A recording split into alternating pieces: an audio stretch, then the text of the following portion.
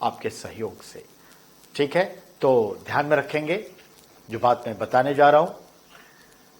ये current affairs की class है। आज की बांगी हमने उठाई है 29 दिसंबर 2021 का। ये 29 दिसंबर 2021 क्या कहता है? उस दिन अखबार में छपने वाले खबरों से हमने एक अलग खबर निकाली जिसे हम करंट अफेयर्स कहते हैं।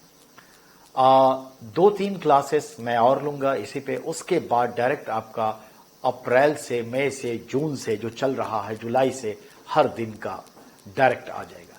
तो उस सेम डेज तो नहीं बनेगा, क्योंकि सुबह मैं अखबार पढ़ता हूं और आप तक पहुंचा देता हूं सोशल मीडिया के माध्यम से। लेकिन रात में जब मैं घर लौटूंगा तो फिर उस दिन के करंट अफेयर्स में अपने शब्दों में क्वेश्चन आंसर के रूप में उतारूंगा और अगले दिन वो टाइप हो जाएगा, तो अल्टरनेट डे पे आपके पास आ जाएगा। और इस बीच 2-3 दिन में जो भी डेवलपमेंट होता है वो पूरा का पूरा कॉम्प्रिहेंसिवली हमारे पास आ जाता है। तो इन दैट रिस्पेक्ट सपोज करिए कि अगर 1 जुलाई का है तो वो 3 जुलाई को आपके पास क्वेश्चन बन के आ जाएगा। ठीक है, इतना हमें सब्र करना होगा, 48 घंटे। ओके, वेल, तो शुरुआत करते हैं। तो करंट अफेयर्स है ये 29 दिसंबर का है। ये ध्यान में रखेंगे। 29 दिसंबर के लिए बात करते हैं। ठीक है, आइए।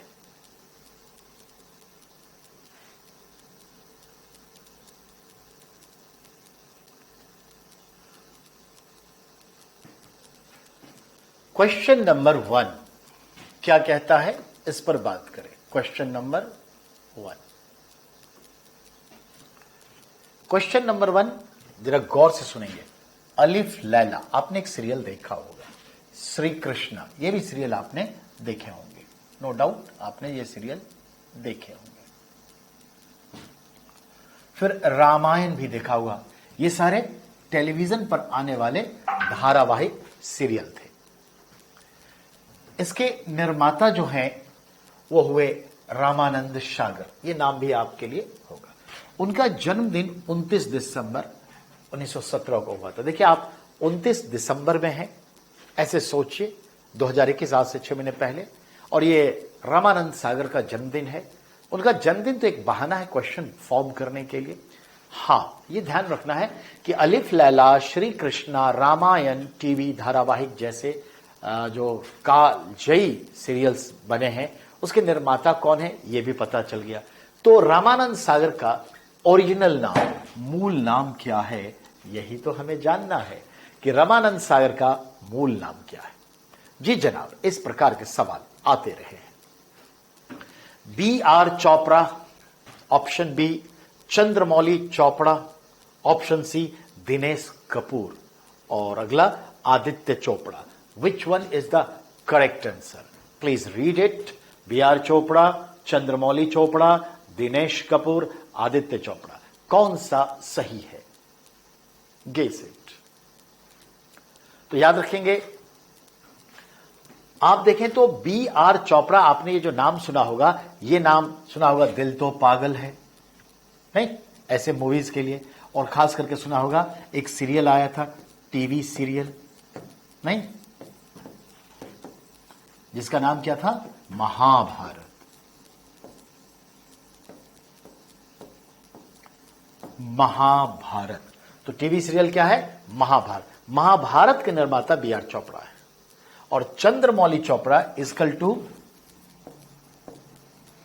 रामानंद सागर। आपने कभी सोचा कि इनका ओरिजिनल नाम क्या है? चंद्रमौली चोपड़ा। बाकी आदित्य चोपड़ा हम जानते हैं, ये भी B.R. चोपड़ा की पीढ़ी के हैं, और मेरे ख्याल से उनकी पत्नी है वो रानी मुखर्जी, पर उससे हमें कोई लेना देना नहीं है। रामानंद सागर ये इनका, तो राइट आंसर इज बी। ठीक है, चलिए, आप 29 तारीख का अखबार पढ़े और आपने ये खबर पढ़ी। इस खबर से हमने एक सवाल बनाया और इसके बहाने ये याद रहा कि रामायण सीरियल के निर्माता कौन है, श्री कृष्णा सीरियल के निर्माता कौन है, अलिफ लैला जो बच्चों में छाया हुआ सीरियल उसके निर्माता कौन है। और उनका नाम आप हम सब जानते हैं, रामानंद सागर। लेकिन क्या उनका ओरिजिनल नाम हम जानते थे? नहीं जानते थे मोस्टली। तो ये अपने आप क्लियरेंस मिल गया। चलिए अब हम क्वेश्चन नंबर 2 की ओर बढ़ेंगे, ठीक है ना। क्वेश्चन नंबर 2 जरा ध्यान देंगे। आइए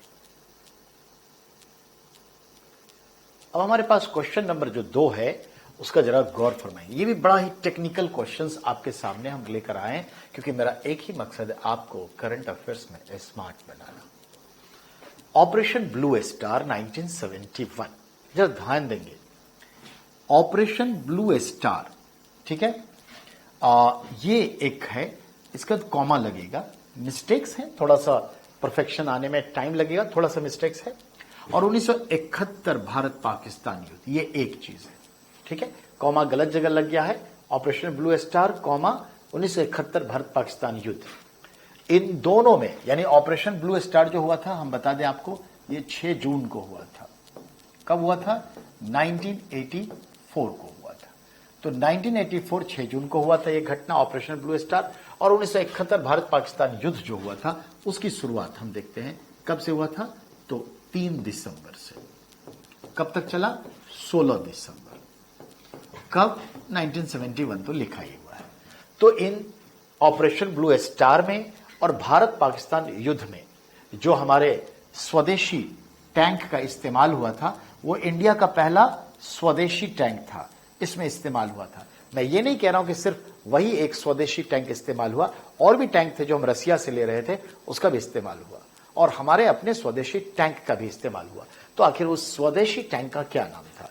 यानी what was the name of the indigenous battle tank of India that used in operation blue star and Indo Pakistan war 1971? ये आपका क्वेश्चन है।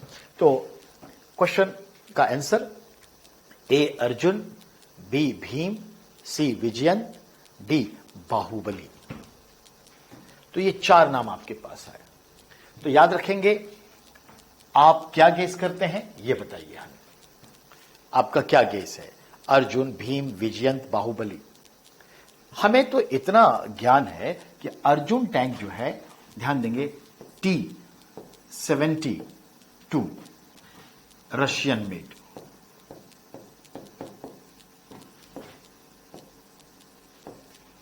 ठीक है, Indian version.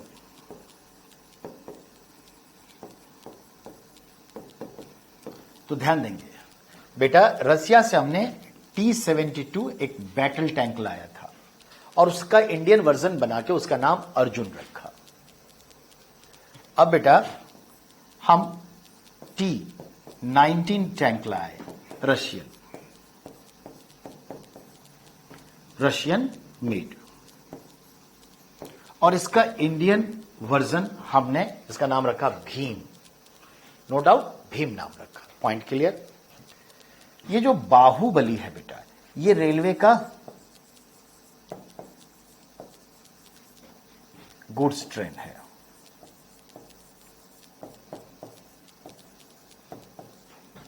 Railway goods train engine, और ये डीजल है, डीजल इंजन। बेटा ध्यान देंगे, बाहुबली एक रेलवे गुड्स ट्रेन का इंजन है, रेलवे माल गाड़ी का इंजन है, डीजल इंजन है, जो बहुत बड़ी लंबी गाड़ी लेके चलती है, यानी लगभग 100 प्लस डब्बे लेके जा सकती है, इतनी ताकतवर है। तो ये बाहुबली रेलवे डीजल इंजन का नाम है।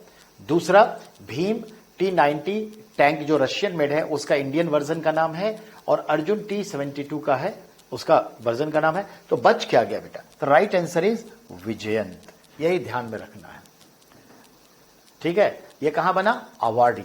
तो विजयंत जो है कहां बना है? Made at awardee. ध्यान दीजिएगा, अवार्डी एक जगह है जहां पे भारतीय टैंक बनता है, और अवार्डी कहां पे होता है? केरला में। तो केरला में अवार्डी नाम के जगह पे हमारा टैंक का निर्माण होता है। इस तरह से आप देखिए 4-5 चीजों को जान गए बातों बातों में। पहला, एक तो हमने ये जाना कि अवार्डी कहां है और यहां क्या बनता है, टैंक्स बनते हैं। दूसरा T-72 टैंक्स देख लिया, T-90 देख लिया, दोनों का जब इंडियन रूपांतरण हुआ तो क्या नाम है ये आपने देख लिया, और बाहुबली क्या है ये देख लिया आपने। तो कुल मिलाकर के देखिए एक क्वेश्चंस में आपने कई क्वेश्चंस बना लिए। Okay, next.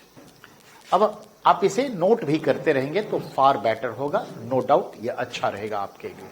ठीक है, अब नेक्स्ट है, आइए our next questions.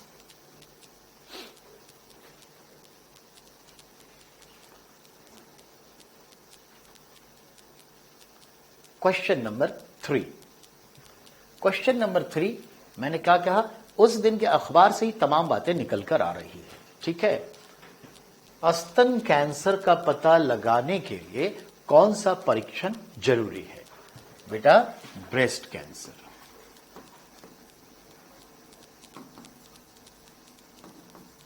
Breast cancer को आइडेंटिफाई करने के लिए कौन सा टेस्ट होता है? परीक्षण यानी कौन सा test? There are 4 names: angiography, breastography, ठीक है, मैमोग्राफी या फिर gynography. There are 4 options: angiography, breastography, mammography, gynography. बहुत simple to understand. Tell me what will be happen, क्या होगा? देखिए एंजियोग्राफी जो है ये तो हृदय के लिए होता है। ठीक है,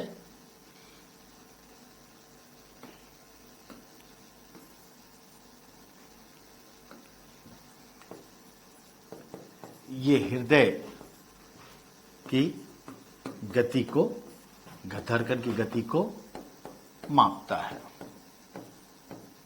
एंजियोग्राफी। ठीक है ना, इसी को कहते हैं आप क्या? ECG। ये मशीन होता है। अच्छा, ब्रेस्टोग्राफी नाम की कोई चीज नहीं होती। मैमो यानी मैमेलिया। मैमेलिया मतलब क्या होता है? स्तनपाई। बायोलॉजी हम लोग पढ़े हैं ना, मैमेलिया यानी स्तनपाई। तो ऐसे जीव जिसके स्तन हो, दूध ग्रंथि हो, नहीं यानी कि ग्लैंड हो, तो मैमल ग्लैंड यानी दूध ग्रंथि यानी स्तन हो। अब जैसे देखिए मैं भी अपनी मां का दूध पिया हूं, तो मेरी मां या हम जो मनुष्य है क्या है? मैमेलिया में आते हैं, नहीं?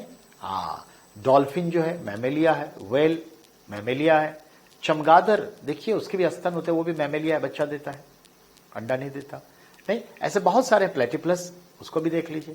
तो ऐसे ढेर सारे जीव हैं। और बाकी तो आप घोड़ा, गधा, बिल्ली, कुत्ता, गाय, भैंस, ऊंट, बकरी, ये तो पता ही है। तो ये सब मैमेलिया है। तो मैमल ग्लैंड कहां होगा? मैमेलिया में होगा। इस तरह से मैमोग्राफी हो गया ना। अब गाइनोग्राफी, गाइनोग्राफी नाम से कोई चीज नहीं है। गाइनोलॉजी चीज है, स्त्री रोग से संबंधित या स्त्री रिलेटेड कहते हैं गाइनो। तो राइट आंसर इज सी। तो गाइनो मतलब क्या होता है? स्त्री से संबंधित, ये बात होती है। कुल मिलाकर के आपको ये समझ विकसित हो गई होगी। अब आइए आगे। तीसरे नंबर पे आपने देख लिया ये जो सवाल थे। अब चौथे नंबर की ओर बढ़े हम। अब हमारा जो चौथे नंबर का सवाल है उस पर हम ध्यान केंद्रित करेंगे। आइए, सवाल क्या कहता है जरा गौर फरमाएं।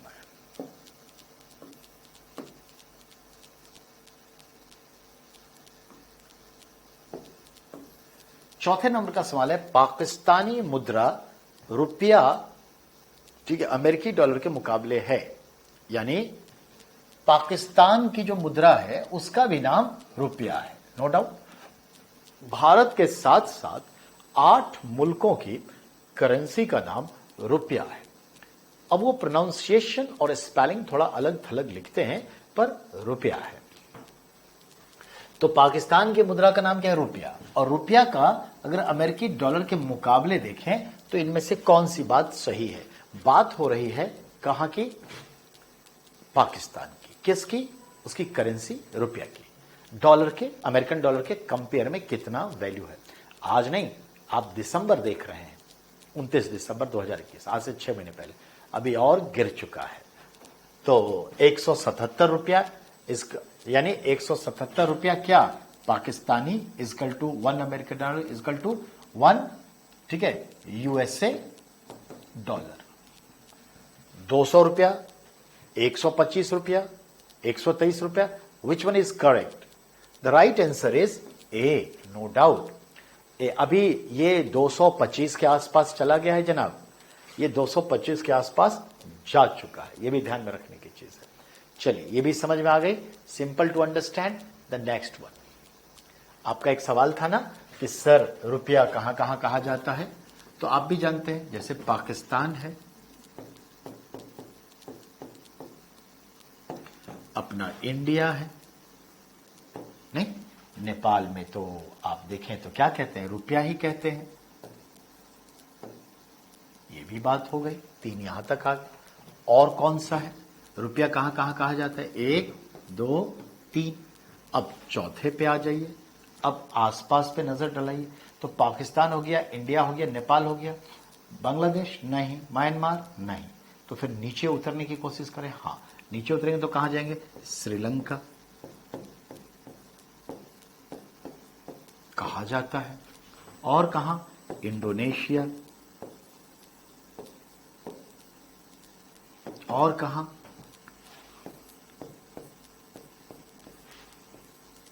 ईस्ट तिमोर, एक देश है ईस्ट तिमोर, ईस्ट तिमोर देश है। और फिर उसके बाद और कोई देश, तो हां, सेचेल्स, उसके बाद मॉरिशस,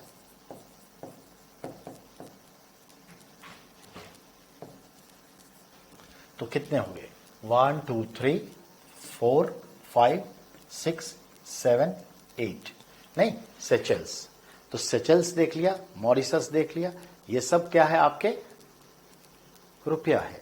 और कुल मिलाकर के ये आपका सवाल बनता ही है, ये सवाल का जवाब आप इजीली दे सकते हैं, ठीक है ना। और कुल मिला के जो मालदीव है उसको भी रुपया ही के नाम से जाना जाता है। तो टोटल 9 कंट्री हैं जहां के मुद्रा का नाम रुपया है, Pakistan, India, Nepal, Sri Lanka, Indonesia, east Timor, Seychelles, Mauritius, Maldives. Point clear हुआ? ओके, चलिए, तो पॉइंट क्लियर है, आगे बढ़ लेते हैं।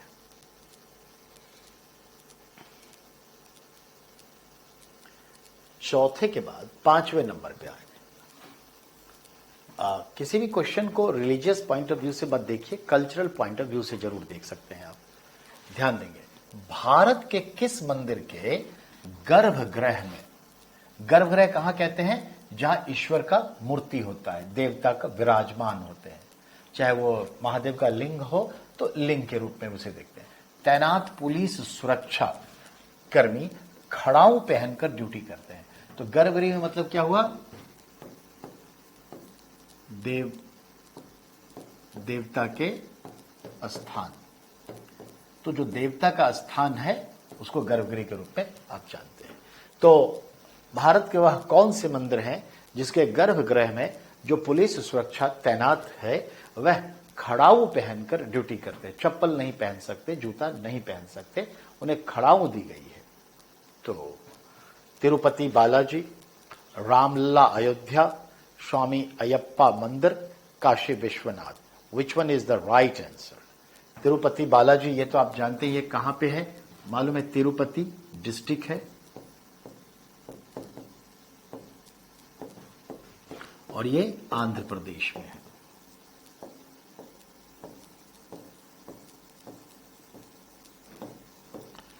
रामलला अयोध्या, अयोध्या तो अयोध्या में ही है, और ये बैंक ऑफ सरयू है, सरयू रिवर के पास है, उत्तर प्रदेश में। स्वामी अयप्पा मंदिर ये कहां है, Kerala. Bank of Pampa river, Pampa river में है। और काशी विश्वनाथ कहां है बेटा, तो आपको ही मालूम है, काशी का यानी वाराणसी। और वाराणसी कहां है? Bank of the Ganga. नहीं, ये अलग बात है कि वरुणा और अस्सी, यहां दो नदी है एंड अस्सी, ये दो नदी मिलकर के बनती है वरुणा और अस्सी। ठीक है, तो ये भी पॉइंट क्लियरेंस मिला आपको। ठीक, चलिए, तो यहां तक आप आ गए बेटा। अब आपको आंसर देना है। तो याद रखिएगा, काशी विश्वनाथ का जो भी जीर्णोद्वार हुआ है, जीर्णोद्वार यानी रिनोवेशन, तो यहीं पे खड़ाऊ पहन के सुरक्षाकर्मी गर्भगृह के भीतर भी मौजूद होते हैं। आजकल तो एक नया चर्चा है, ज्ञानवापी और काशी विश्वनाथ, ज्ञान कुआं, शिवलिंग, ये सब जो बातें हो रही हैं, समझ रहे होंगे आप। चलिए नेक्स्ट पे हम लोग आ जाएं। पांचवें के बाद छठे नंबर के क्वेश्चंस पे देखें। ठीक है, पांचवें बाद छठे नंबर का क्वेश्चन। तो अपना जो सवाल छठे नंबर का है, जरा गौर फरमाएंगे, वेरी इंपॉर्टेंट। चौपाल, कौमा, संस्कारशाला, कौमा, मिलाप, कौमा, सहयोग आदि कार्यक्रम गृह मंत्रालय द्वारा संचालन का उद्देश्य है। यानी देखिए, ये सब कुछ प्रोग्राम है। चौपाल, संस्कारशाला, मिलाप, सहयोग, ये सारे कितने, हमने 4 कार्यक्रम की बात की जिसे गृह मंत्रालय आयोजित करता है। इसके संचालन का उद्देश्य क्या है? इन चारों में से अर्धसैनिक बलों में नशा पान को रोकना। नशा पान तो समझते ही होंगे, ड्रग्स वगैरह। अर्धसैनिक बलों में यौन शुचिता स्थापित करना। इसका अर्थ यह हुआ कि जिन्हें हम डिप्यूट करते हैं कश्मीर में या दुनिया के किसी कोने में शांति सैनिक के रूप में, तो वो वहां जाके रेप ना करे, मॉलेस्टेशन ना करे, सेक्सुअल हरासमेंट ना करे, यौन शुचिता, ये उसको सिखाया जाता है कि ये सब गलत है। अर्धसैनिक बलों में व्याप्त तनाव, यानी जो अर्धसैनिक बल हैं, पैरामिलिट्री फोर्स हैं, उनके दिमाग में जो चल रही बातें होती हैं, तरह तरह के तनाव होते हैं, 2 साल पे घर जाते हैं, परिवार से मिलने का मौका कम मिलता है, बॉर्डर पे कहीं भी तैनात होते हैं ड्यूटी में, तो ये चीजें। और अर्धसैनिक बलों में सामान्य जनों से जोड़ना, यानी अर्धसैनिक बलों को करना है, ठीक है ना, सामान्य जनों से जोड़ना, यानी आम जनता से उसे जोड़े रखना। अगर आम जनता से जोड़ देंगे तो फिर तो अपनी ड्यूटी ठीक से नहीं कर पाएगा, क्योंकि वो फेवरिज्म में आ जाएगा। तो ये तो कहीं से भी बेटा बात बनती नजर नहीं आ रही। बाकी ये तमाम चीजें देखें। अर्धसैनिक बलों में नशा पान क्यों बढ़ेगा? नशा पान में तो वो वर्क ही नहीं कर पाएगा। तो 2 ही बचा ना, यौन शुचिता। तो क्या वाकई में यौन शुचिता जैसे प्रश्न बहुत ज्यादा आगे हैं क्या? हमारे ये पैरामिलिट्री फोर्सेस जो हैं, क्या बहुत ज्यादा मॉलेस्टेशन करने लगे हैं? नहीं, ऐसी बात नहीं है। तो हाँ, तनाव तो है ना, तो राइट आंसर इज अर्धसैनिक बलों में व्याप्त तनाव कम करना, दैट इज इंपॉर्टेंट। ठीक है ना, ये ध्यान में रखना, व्याप्त तनाव कम करना ये मायने रखता है। ओके, तो बेटा ये ध्यान में रखना है। इस तरह के सवाल आते हैं। नेक्स्ट क्वेश्चन पे चलते हैं। अब जो अपना नेक्स्ट क्वेश्चन है वो क्वेश्चन नंबर है 7। भारत का प्रतिभूति विनिमय बोर्ड सेबी के वर्तमान अध्यक्ष हैं, यानी कौन है इन चारों में से? तो भारत का प्रतिभूति विनिमय बोर्ड, इसी को आप क्या कह रहे हैं? सेबी। क्या? Security exchange board of India. इसको हम हिंदी में, इंग्लिश में क्या लिखेंगे?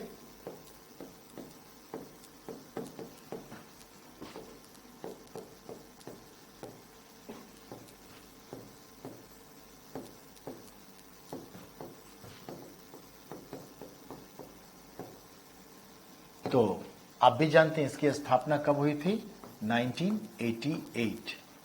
हेडक्वार्टर इसका कहां है? मुंबई। क्या है ये? Regulatory body.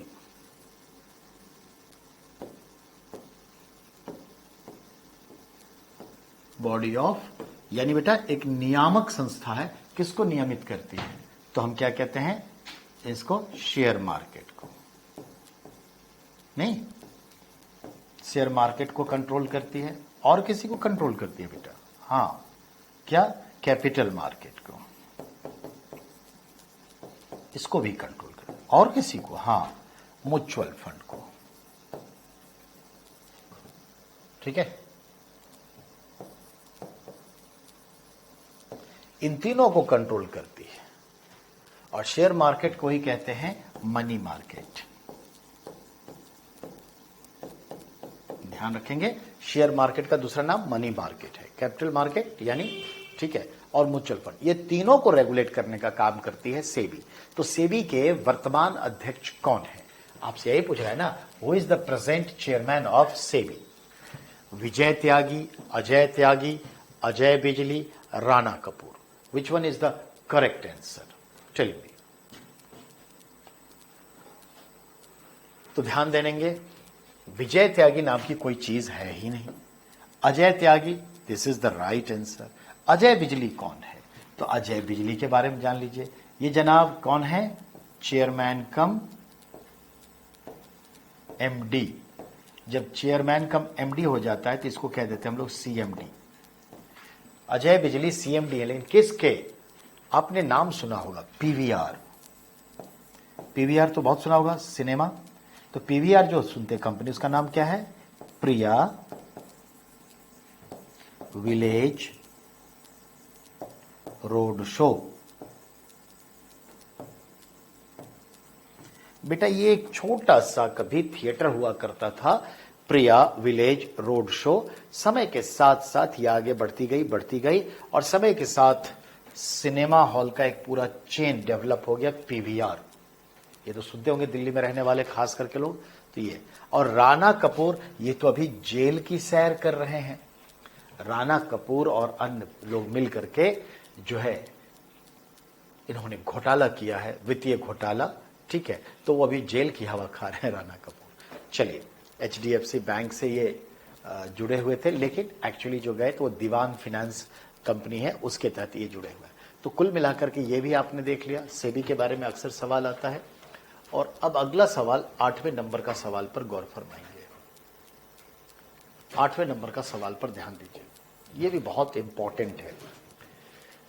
प्रत्यक्ष बिक्री करने वाली कंपनियां अब पिरामिड योजनाएं नहीं चला सकेंगी, क्योंकि निम्न नया कानून लागू हो गया है। बेटा, डायरेक्ट मार्केटिंग कंपनी, प्रत्यक्ष कंपनी को क्या कहते हैं?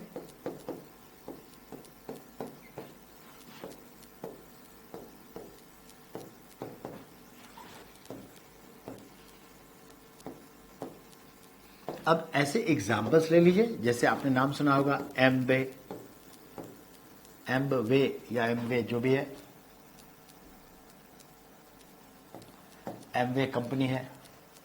उसी तरह से आपने सुना होगा आरसीएम, राइट, ठीक है, कॉन्सेप्ट मार्केटिंग, आरसीएम। ऐसे ढेर सारी कंपनियां हैं जो कहते 2 का 4 का चेन बनाते जाइए और कमाते जाइए। ये अब इस तरह के पिरामिडिक चेन नहीं बना सकते नए कानून के तहत। तो वो कौन सा कानून है? उपभोक्ता संरक्षण सीधी बिक्री नियम 2021, उपभोक्ता निवारण संरक्षण कानून 21, क्रेता विक्रेता विवाद निस्तारण कानून 21, उपभोक्ता विधि सुधार अधिनियम 2021। जिसका आंसर है फर्स्ट, उपभोक्ता संरक्षण सीधी बिक्री नियम का। तो याद रखना है, अब अगर कोई कहता है तो वो गलत कहता है बाय लॉ। नेक्स्ट वन, अब 8 के बाद जो है 9वें नंबर पे आइए। क्वेश्चन 9वां बहुत ही इंपॉर्टेंट है, बैंक पीओ के लिए बहुत हाईलाइटेड होता है। पेंशन फंड नियामक एक संस्था है बेटा, पीएफआरडीए, अपने ग्राहकों को एक वित्त वर्ष में निवेश पैटर्न में 2 की बजाय अब कितनी बार बदलाव की अनुमति देता है? मान लीजिए कि हमने पेंशन स्कीम में इन्वेस्ट किया और इन्वेस्ट करने के 3 महीने बाद लगता है कि नहीं, इन्वेस्टमेंट का प्लान थोड़ा चेंज कर लेते हैं, तो हम कर सकते हैं। एक बार और लगा कि नहीं, अगले 3 महीने के बाद बाजार ये है, हम पेंशन का प्लान चेंज कर लेते हैं, कर लीजिए। तीसरी बार जब विद इन द ईयर सोचेंगे तो नहीं कर सकते। लेकिन अब जो नया कानून आ गया उसके तहत आप कर सकते हैं। लेकिन कितनी बार, यही सवाल है। तो ध्यान देंगे कितनी बार कर सकते हैं, 1 बार, 3 बार, 4 बार, 5 बार। 2 बार तो दिया ही हुआ था, तो अब ध्यान देंगे अब 4 बार कर सकते हैं, यानी डबल कर दिया। लेकिन अब आपके सामने में आता है सर पीएफआरडीआई क्या है। तो पेंशन, ठीक है,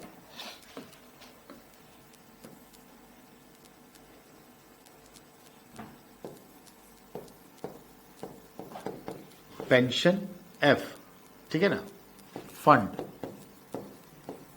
are regulatory, D development,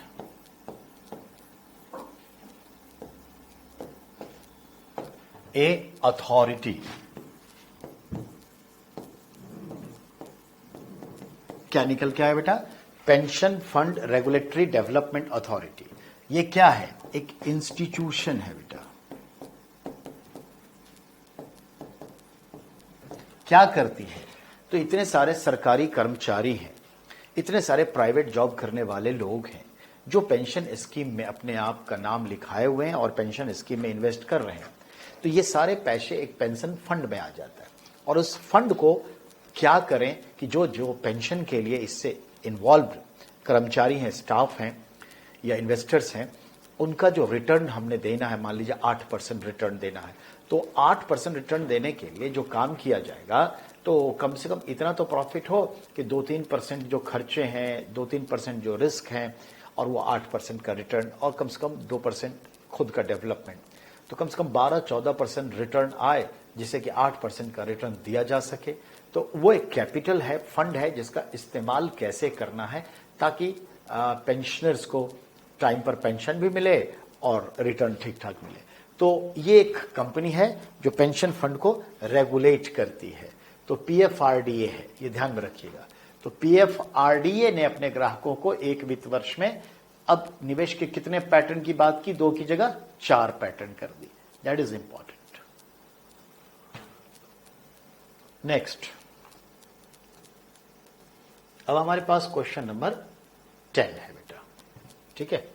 question number 10, Atal Bihari Vajpayee Ekana stadium है ग्वालियर में, मऊ में, लखनऊ में, न्यूयॉर्क में। क्योंकि याद रखिएगा इस बार इकाना स्टेडियम चर्चा में रहा है जनाब। क्यों चर्चा में रहा है ये आप हमें बताएंगे, समझे ना, तो गौर फरमाइए। Atal Bihari Vajpayee Ekana stadium Gwalior, Mau, Lucknow, New York. जरा सोचिए, न्यूयॉर्क में है या यूपी की राजधानी लखनऊ में है या मऊ में है जहां वो पढ़े लिखे, या ग्वालियर में है जिस घराने ने उनको पढ़ाया लिखाया। जरा सोचिए तो विच वन इज द राइट, सोचने पे मजबूर करता है ना। तो एक्चुअली एट लखनऊ, ये ध्यान रखिएगा, लखनऊ में सिंपल ये इकाना स्टेडियम है। इस बार इकाना स्टेडियम में ही शपथ ग्रहण लिए थे हमारे आदित्य योगीनाथ जी, तो ठीक है ना, ये ध्यान में रखना है। नेक्स्ट,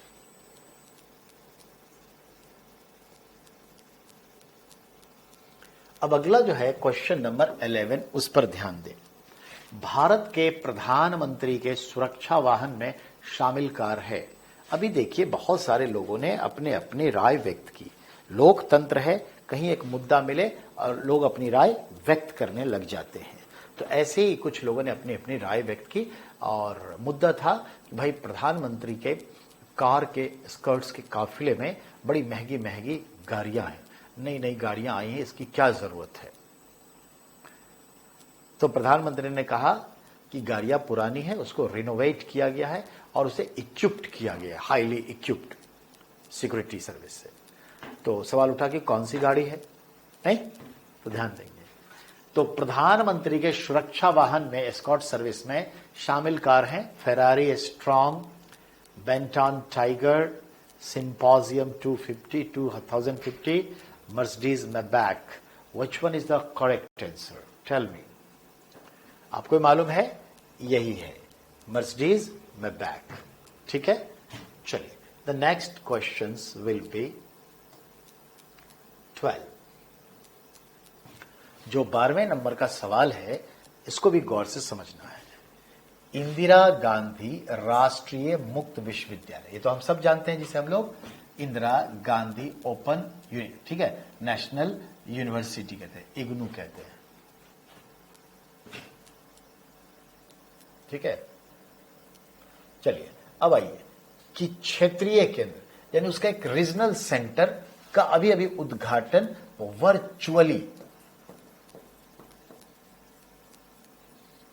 आभासी रूप से हमारे देश के शिक्षा मंत्री धर्मेंद्र प्रधान ने किए। यह स्किल डेवलपमेंट और एजुकेशन मिनिस्टर दोनों ने किया है।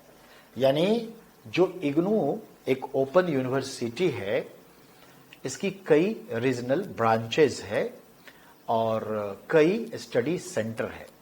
स्टडी सेंटर तो हजारों हजार में है और भारत से बाहर भी है, और हर डिस्ट्रिक्ट में एक दो स्टडी सेंटर है। पर रीजनल सेंटर का मतलब है कि इग्नू के रीजनल सेंटर जनरली हर स्टेट में है, और स्टेट में एक की जगह दो दो जगह भी की जा रही है। तो इग्नू का रीजनल सेंटर अभी 2 जगह इनॉग्रेट किया है। वहां जाकर नहीं, ऑनलाइन इनॉग्रेशन, इसी को कहते हैं आप वर्चुअल इनॉग्रेशन। हमारे शिक्षा मंत्री जो स्किल डेवलपमेंट मिनिस्टर भी हैं, मिस्टर धर्मेंद्र प्रधान ने किया है। तो बताइए ये 2 जगह कौन से हैं जो इग्नू के रीजनल सेंटर ओपन हुए हैं? अगरतला, जोधपुर। जोधपुर में थोड़ा सा बेटा मिस्टेक है, धा होगा, ठीक है ना, आई एम सॉरी, जोधपुर। ठीक है, अगरतला, जोधपुर, वाराणसी, अयोध्या, लेह, किन्नौर, मंडी, भरतपुर। देखिए अगरतला तो आपको मालूम है ये त्रिपुरा का कैपिटल है और ये नॉर्थ ईस्ट में है। जोधपुर तो मालूम है कि ये राजस्थान में है और वेस्ट इंडिया में आएगा। वाराणसी तो मालूम है उत्तर प्रदेश में है और अयोध्या भी उत्तर प्रदेश में। लेह जो है आपको मालूम है ये लद्दाख में है। जबकि किन्नौर को हम देखें तो एप्पल के लिए जाना जाता है, हिमाचल प्रदेश में है।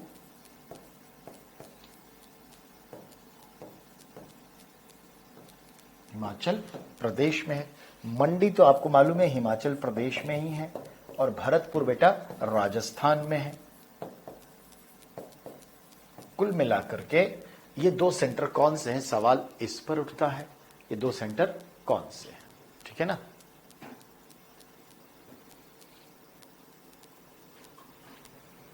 आइए ये देखिए, तो ये राइट आंसर है अगरतला और जोधपुर। ठीक है ना, ये राइट सेंटर क्या है, अगरतला और जोधपुर।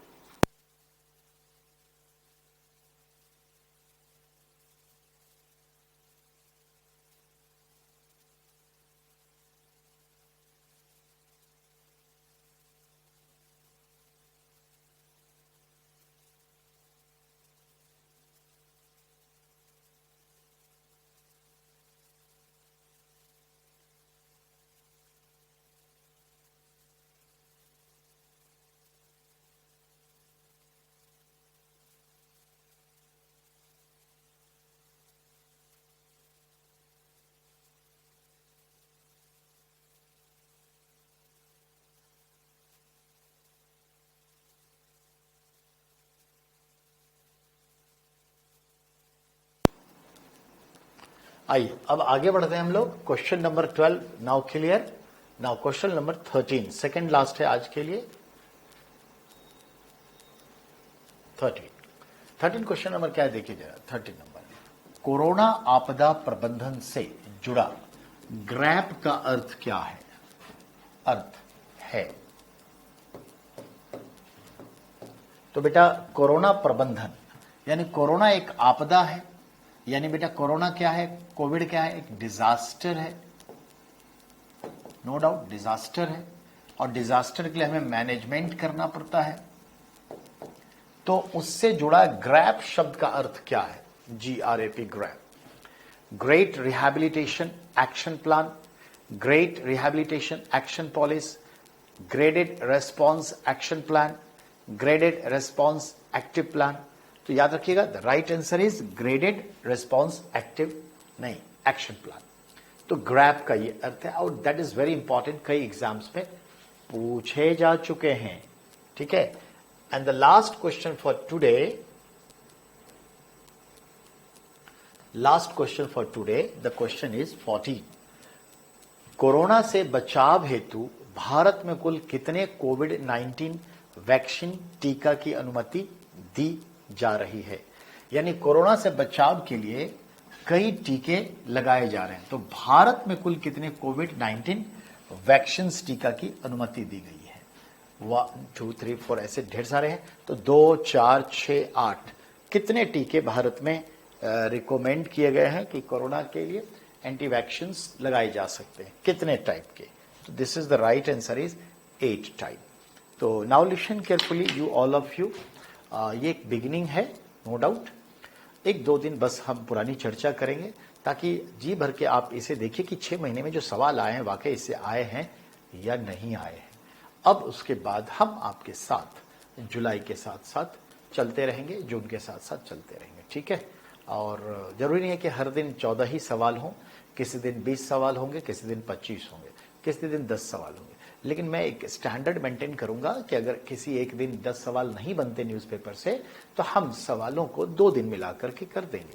तो 15 से 20 सवाल का एक स्टैंडर्ड तो बनता है ताकि इसे 45 मिनट में डिस्कस किया जा सके. Till then I would like to be say bye, take care, and we will meet tomorrow again. Okay, bye.